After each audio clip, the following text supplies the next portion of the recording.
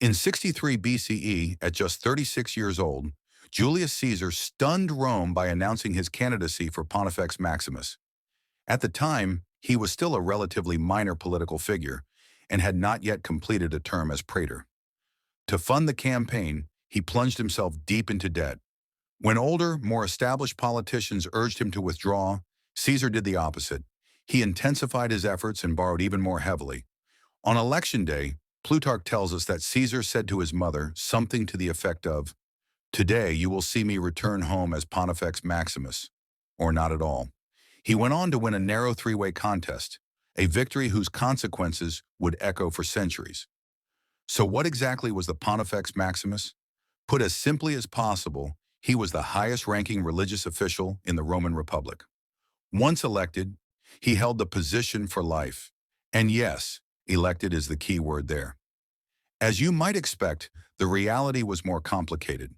There was, in fact, one religious figure who technically outranked the Pontifex Maximus, the Rex Sacrorum, a title that is far more difficult to say than it first appears. The title itself means something like King of the Sacred. Once appointed, he too served for life, more or less. In reality, the Rex Sacrorum was a divided office, held jointly by a husband and wife pair. The wife was known as the Regina Sacrorum, and she had her own distinct religious duties. Neither role could exist without the other.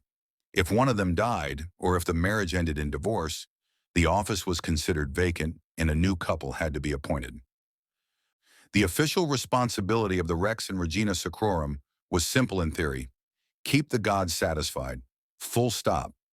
In practice, that meant overseeing and performing a wide array of complex religious rituals, including animal sacrifices. They were also required to live lives of ritual purity. That restriction covered many things, but most importantly, it barred them completely from politics and military service. As a result, the Rex Sacrorum was a thoroughly powerless figurehead, but we can set that aside for now. Now let's turn to the actual responsibilities of the Pontifex Maximus. His most significant role was the regulation of public morality. He acted as a watchdog over Roman society as a whole, and especially over its political class. He had the authority to impose fines on his own initiative whenever he judged that someone had violated a religious custom or a cultural taboo. Along similar lines, he was also empowered to address the Senate on matters of legislation, speaking on behalf of a body known as the College of Pontiffs. So what was the College of Pontiffs? It was a council of priests who met privately under the leadership of the Pontifex Maximus. Together, they voted on rules governing religious practice and public morality. Once these decisions were finalized and formally proclaimed by the Pontifex Maximus, they carried the full force of law. The Senate had no authority to overrule them. Originally, the college consisted of 5 members. This later increased to 9, and by the late Republic, it had grown to 15. The pontiffs also carried out additional functions, such as acting as judges in religious legal disputes, though how frequently this occurred remains unclear. Their most important function was to master Roman religious law and advise the Pontifex Maximus accordingly. It's worth stressing that these pontiffs were expected to pursue ordinary political careers. Service on the College of Pontiffs was essentially a side role. Like the Pontifex Maximus himself, pontiffs were appointed for life. When a pontiff died, the remaining members of the college selected his replacement by internal vote. New pontiffs were typically drawn from prominent families at a relatively young age and trained informally by their senior colleagues. For a brief period in the late Republic, new pontiffs were elected by the people. But this experiment proved short-lived. The Pontifex Maximus also exercised authority over a group known as the Flamines. These men were priests appointed directly by the Pontifex Maximus, also for life. There were 15 Flamens in total, each serving as the chief priest of a specific cult dedicated to a particular deity. The Flamens of Jupiter, Mars, and Romulus were the most prestigious of the group and were typically drawn from Rome's leading families. Unlike the pontiffs, however, Flamines were bound by an extraordinary number of religious restrictions. They were forbidden, for instance, from seeing a dead body or from leaving the city of Rome. In theory, this meant they could pursue political careers, but in practice, all the meaningful opportunities were off limits. They also weren't allowed to look at a table that had no food on it, which may be the worst superpower ever invented. I genuinely can't decide whether it would be more irritating to know a Flamen or to be one. The Pontifex Maximus also held authority over the Vestal Virgins, an order of women charged with maintaining an eternal sacred flame at the heart of the city.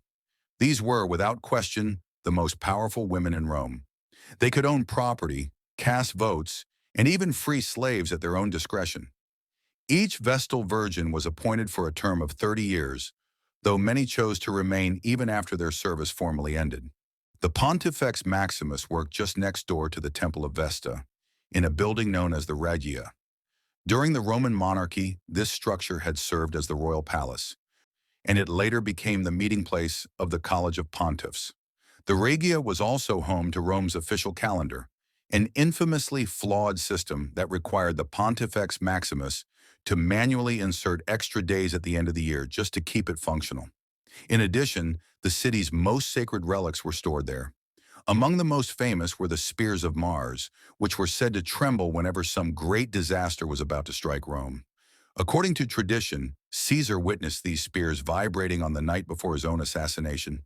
And speaking of that assassination, after Caesar's death, one of his allies, Lepidus, was elected Pontifex Maximus.